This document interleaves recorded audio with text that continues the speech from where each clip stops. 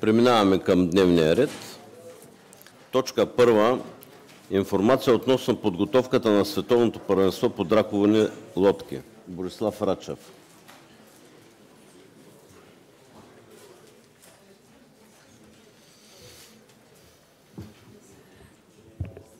Благодаря, господин председателю.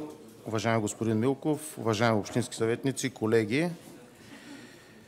Да благодаря за възможността да представим тук пред вас и пред зрителите, пред нашите съграждани, какво община Русе е свършила за събитието, което предстои да се случи в нашия град следващият месец. Значи това, което виждате, слайдовете, които вървят, това е логото на събитието, което е на екрана. Нещо, което беше ангажимент на общината и е факт, и е одобрено и от Българска федерация кану-каяк, и от Международната федерация по кану-каяк. Следващия слайд да помоля. Това е чек-листа, който дава най-висока оценка за готовността на езерото на местността Липник да приеме формата световно първенство, отборно световно първенство драконови лодки, като докладчик е госпожа Урике Шрек, представител на Международната федерация по кану-каяк. Следващия слайд, ако обичате. Това е процеса по обновяване на гребната база, който приключи още предходната година. Там са направени и модерни хангари с достъп. Не се налага да ходят в калта състезателите, треньорите, екипите. Може да видите какво е било вляво горе и какво е сега. Тук е вече изцяло панорамно реновираните хангари с санитарни възли, с бани, които да се ползват от състезателите ежедневно, понеже знаете, там върви тренировъчен процес. Нещото, което се случва в момента е почти превършило обновяването на хостела, където общината работи с общинско предприятие комунални дейности. Да, следващия слайд. Това е нещо, което се случи и предходната година, случва се и сега, ще се случи и след няколко седмици пак. Това е премахването на тръстиката. Тук в партньорство с РИОСВ те ни предоставят тази амфибия, която е специализирана за изрязване на такъв вид растения. Да, следващия слайд, ако обичате. Това е техническото оборудване, което община Русе е придобила. Понтони, система за овеховане, за коридорите, които е необходимо да бъдат направени за всяко едно събитие, свързано с гребните спортове, като в зависимост от формата, те са различен брой коридори. Това си е ангажимент на общината и на клубовете, с които си партнираме, на Българска федерация кану-каяк, това да се случи непосредствено преди събитията. Тук се прехвърляме от южната част на езерото. Тук реновираме площада, където там се случват културните събития. Тук виждате, има от фестивала за драконови лодки има кадри. Може да видите как изглежда в момента, следващия слайд, ако обичате, как изглежда в момента паркинга с пилоните, които са за знамената на държавите участници в събитието. Следващия слайд показва пред вас пешеходният мост, който свързва двата бряга. Нещо, което изключително така харесват и посетителите там на езерото и се снимат и се слагат там катинарища, където запечатват незабравими моменти за тях. Нещо, което в момента върви, това е ремонта на старт-финалната кула, като там преди няколко дена бяхме на контролна проверка с кмета, с екипа и установихме, че вече са изградени санитарни възли с бани. Продължават дейностите по възстановяване, реновиране на базата, която е там под козирката. Следващия слайд. Това са нашите колеги от комунални дейности, които възстановиха вече в пълен обем пътя, който върви в гората, пак от южната страна на езерото, с обособени джобчета да могат там да спрат автомобили или там при необходимост съпътстваща техника за определени събития. Тук е представено събития, които община Русе е домакинство, а именно Световната купа по кану маратон. Нали, самите стартове. Това е културната част от фестивала по Драконови лодки, който се състоя миналата година на нашето езеро. Тук е нещото, което в момента се изгражда, предвид това, че беше необходим проект. На база този проект се устойностяват тези междинни съдийски кули и ще бъде избран изпълнител, който да ги изработи и достави там на място. Твърде е вероятно да има въпроси относно корекцията на бюджета. Тук изпреварващо отговарям, че това се налага, тъй като цените, с които община Русе е заявила и оферти, които е набрала, са повече от една година. Преди повече от една година са набирани тези оферти. Сега пазара за добро или лошо търпи някаква динамика и тези цени към днешна дата не са особено адекватни. Това е относно бюджета, което може би ще изникне като въпрос малко по-нататък в сесията. Другото, което искам да кажа е, понеже може да излезе и въпрос, добре, община Русе прави, какво правят партньорите от другата страна, като Българска федерация кану-каяк.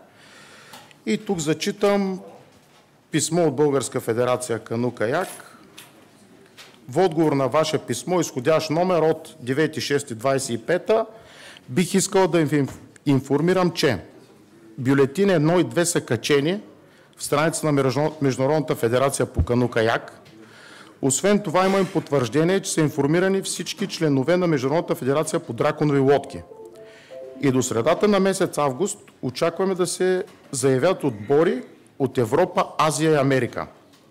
До момента има запитване от 9 държави, които за момента са заявили интерес за участие, именно Италия, Нигерия, Филипини, Канада, Чехия, Германия, България, Румъния, Унгария и Съединени американски щати.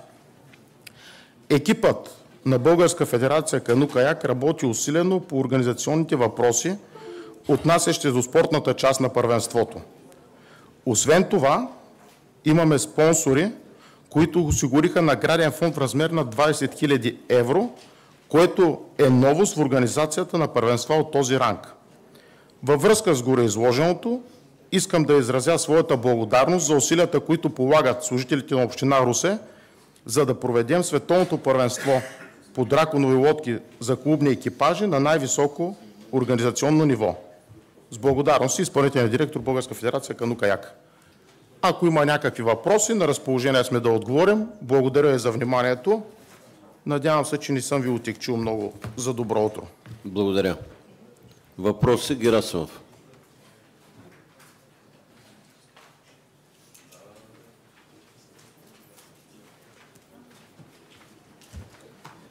Благодаря ви, господин председател. Уважаеми колеги, уважаеми медии и членове на администрацията. Преди председателския съвет, на който разбрахме всъщност за това изслушване, аз бях отправил въпроси до администрацията във връзка с предстоящото световно първенство, тъй като следващата ни сесия е на 16 септември, непосредствено преди самото мероприятие. Днес получавам всъщност отговор, че се отлагат моите отговори на въпросите.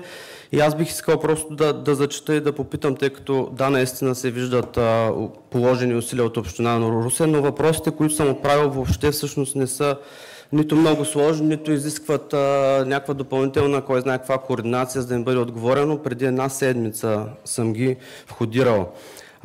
Световното първенство по драконови лодки беше обявено в крайна сметка като едно от ключовите събития в спортния календар на града и като възможност да значим международен имиджов пробив, което е абсолютен факт. Очакванията ни бяха наистина високи, но в публичното пространство сякаш липсва информация за реалния напредък в подготовката, а представители на местния туристически сектор се свързаха с мен и алармират, че няма никакви резервации до този момент в хотелите, въпреки че до началото на събитието остават броени седмици.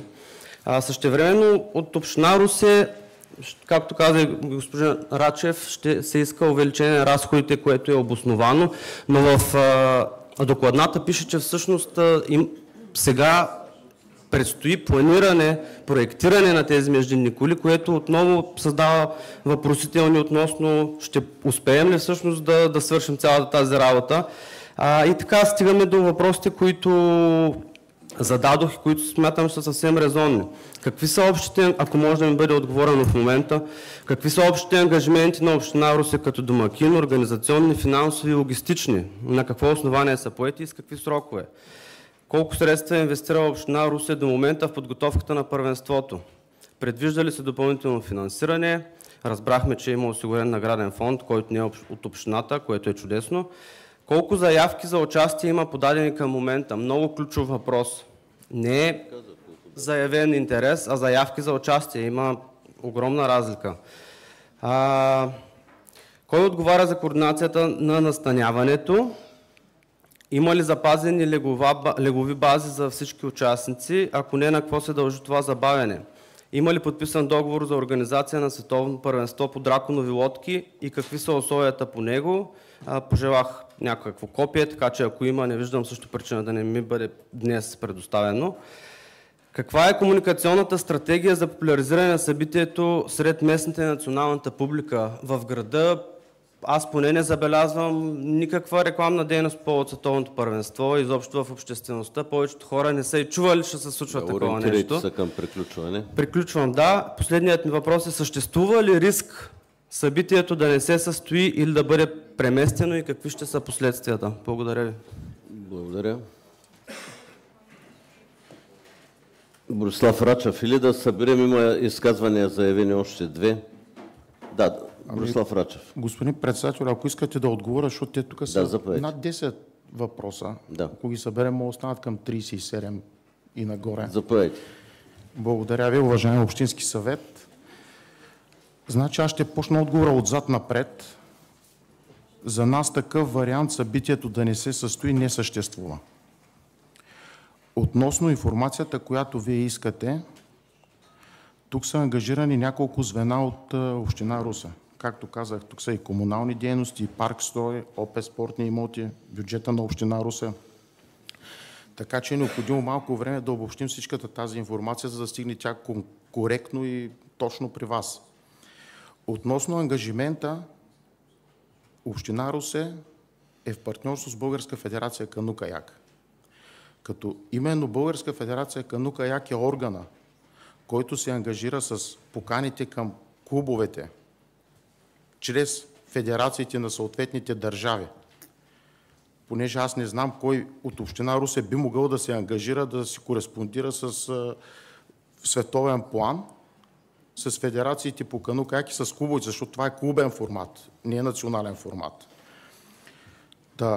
Именно там има разписано споразумение, където извозване, настаняване, изхранване е ангажимент на Българска федерация кану-каяк. Ангажимент на община Русе е ние да бъдем готови с базата, инфраструктурно да се проведе това събитие.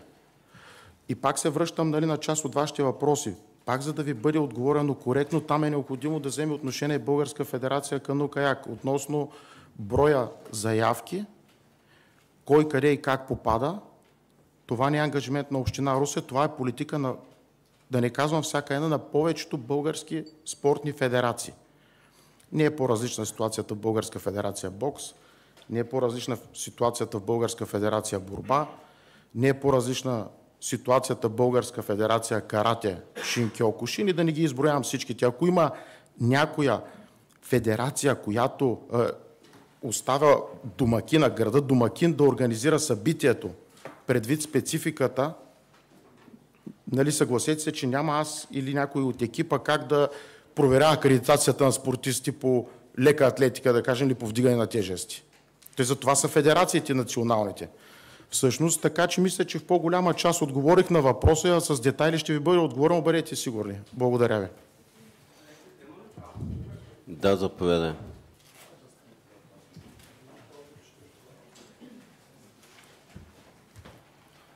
Благодаря ви, господин Рачев, за отговора. Доколкото знам, вие сте член на Организационния комитет. И като такъв считам, че може би е редно да се интересувате в този Организационен комитет, където предполагам са също и от федерацията, с които сме сключили споразумение, което аз поисках, за да мога да не ви задавам някои излишни, може би, въпроси, за да видя какви са техните ангажименти, но не ми е предоставено копие. В този Организационен комитет не се ли поставя въпроса, колко заявки имаме до момента? Има 8 седмици до световното първенство. Наистина е необяснимо. Община Русе ли е организатор в крайна сметка или Федерацията по кану-каяк на това световно първенство? И кой ще опере пешкира или ще се срамува, ако случайно не се проведе събитието или се проведе по срамен за града ни начин? Надявам се искрено това да не се случи, не го желая в никакъв случай. Аз живея на Николово и виждам нещата, които се подобряват в гребната база. Това е факт. Но считам, че отношението и на общината и ангажимента трябва да бъде значително по-сериозен, а не в момента да прехвърляме топка към трето лице, с което ние в крайна сметка сме сключили споразумение. Нека да видим при провал какво реално, някой носи неустойки ли, кой ще, най-просто казано, обере срама от това. Следващата сесия, на която искате да ми отговорите, е 2 дни преди събитието. Аз не виждам смисъл. Така че ако съберете информацията в рамките на няколко дни, изпратете ми я. Благодаря ви. Да, благодаря. Изказване Иво Пазарджиев.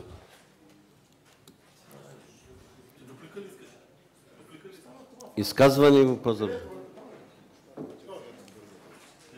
Той има да сетне.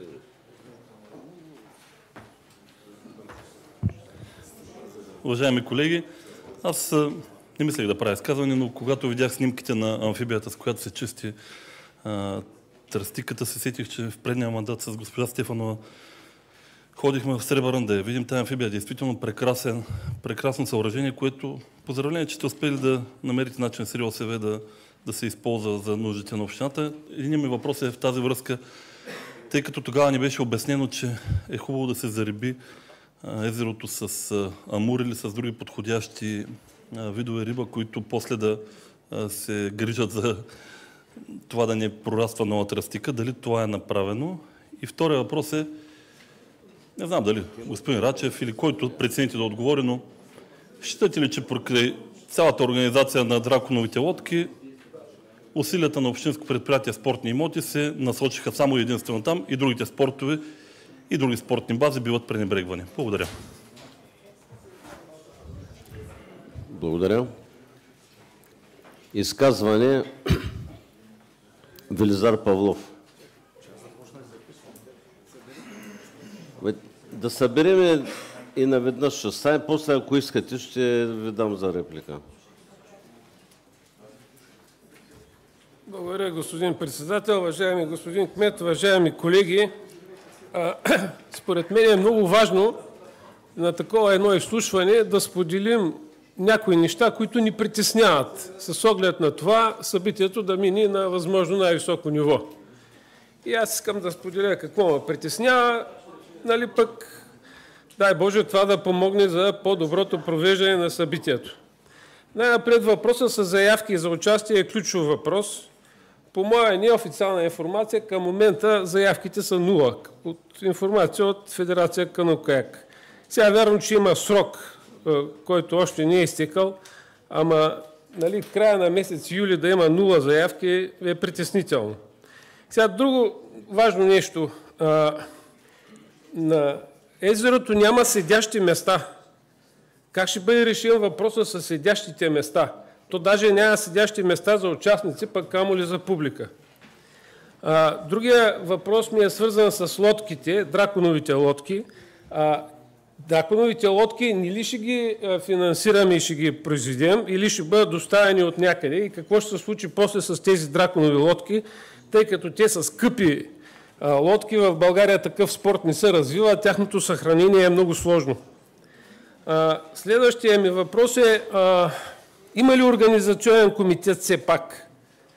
Тук академик Белова ще ви потвърди. Една научна конференция, ако трябва да направим, организационният комитет е от доста хора и се работи поне една година преди провеждане на самата конференция.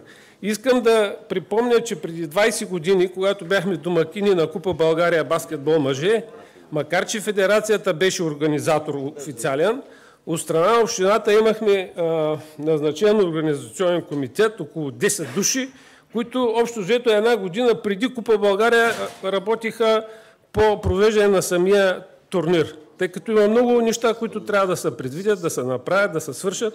Та въпросът ми, има ли организационен комитет от страна на община Русе, който да е ангажиран с това първенство?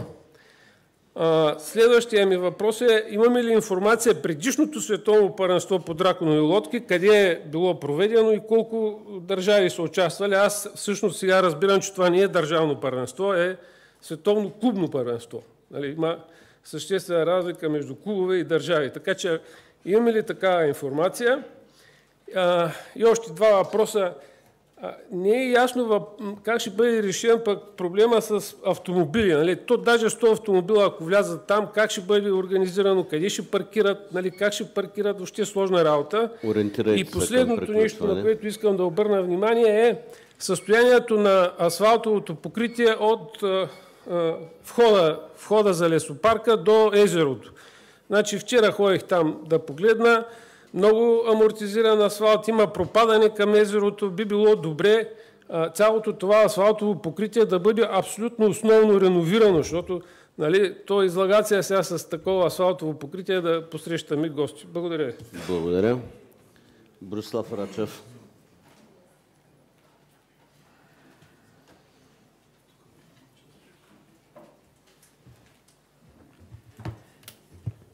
Благодаря, господин председателю. Уважаем общински съвет. Почвам отзад напред. Професор Павлов, темата за асфалтовото покритие върви мащабен проект Червена вода Николово, където трябва да се асфалтира пътя. Сега аз не съм запознат много в детайли, може би някой от колегите ще ме допълни от строителната община. След като това се случи, ние ще имаме ангажимент община Русе да довърши това, що не е попаднало в обхвата на проекта. Понеже не е редно ние да правим нещо, да предприемем някакви действия, в един момент тежка строителна техника да минава по това трасе и резултата ясен къв ще бъде след няколко месеца. Относно паркирането на автомобили и на автобуси, то не е само автомобили тук, прави се организация на движението. Предната седмица го правихме в по-малък мащаб за домакинството на държавното първенство по триатлон в различните възрастови гарнитури. Относно страната домакин на предното световно драконови лодки, било е на Филипините, мисля, че 27-31 отбора, нещо такова, малко тук ви отговарям наизуст, но ще ви отговоря по-коректно, ще направя справка. Информацията относно заявките, която вие имате, тя е от един бивш член на Българска федерация кану-каяк. Един радетел на българския кану-каяк и един доброжелател. Не знам как имате така информация от Българска федерация кану-каяк, понеже аз вчера бях там, тук отговарям на господин Герасимов относно нашата заинтересованост за събитието.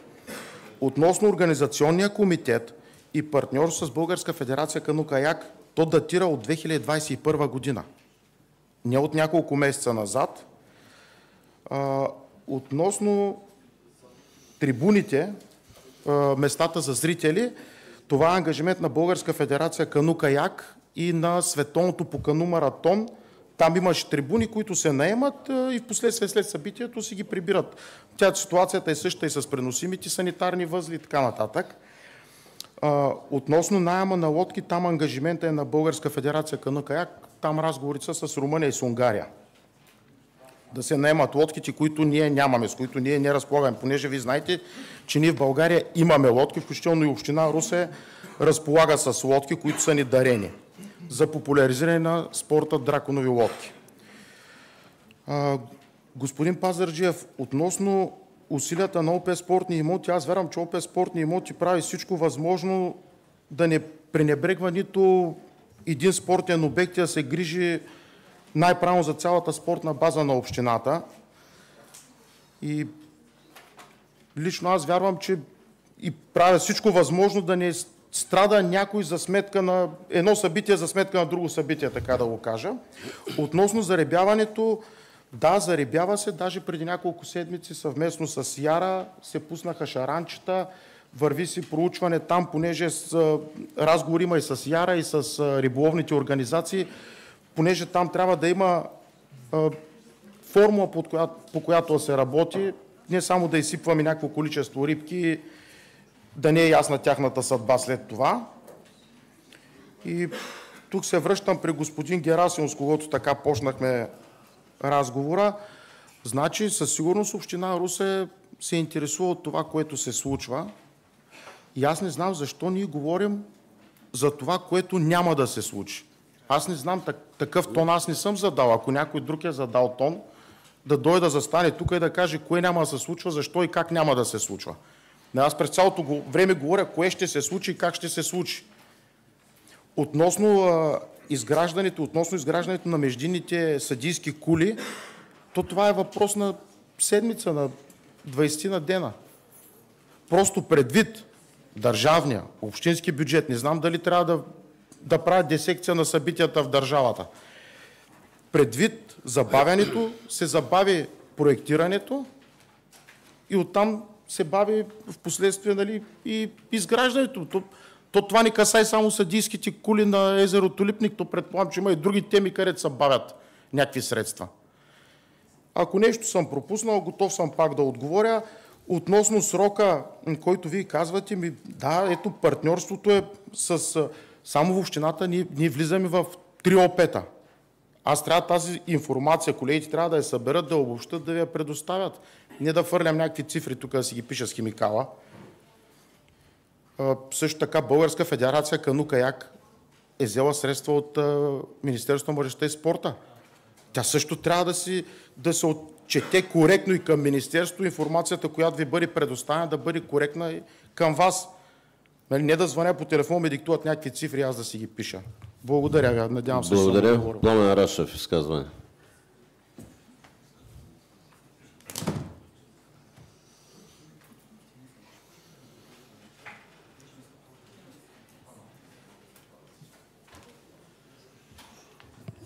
Уважаеми господин председател, уважаеми господин кмет, уважаеми колеги общински съветници, благодаря за изнесената информация по подготовката на Световното първенство по драконови лодки. Още преди повече от месец в Комисията по младежта и спорта ние поискахме от заместник кмета господин Рачев информация. Неговото отсъствие по служебни ангажименти на последната комисия му възпрепятства да даде тази информация именно в комисията, където имаше определено интерес. Това наложи комисията да изисква на сесия да бъде дадена такава информация. Аз, за разлика от колегите, които се изказваха преди мене, съм удовлетворен и дори не ми дава през ума, че това световно състезание ще бъде провалено. Аз уважавам мнението на колегите от групата на ПП, защото те винаги се съмняват в нещо, което се прави в общината. Но специално тук не се съмнявайте, защото изключително, тук господин Павлов знае и той самия изиска да стават грандиозни, световни, международни състезания. Ето едно от тях. Бъдете сигурни в отношение на това, че ще се проведе и то ще се проведе с добра оценка от съответните компетентни органи. Благодаря за вниманието. Благодаря. Няма други желаящи за изказване.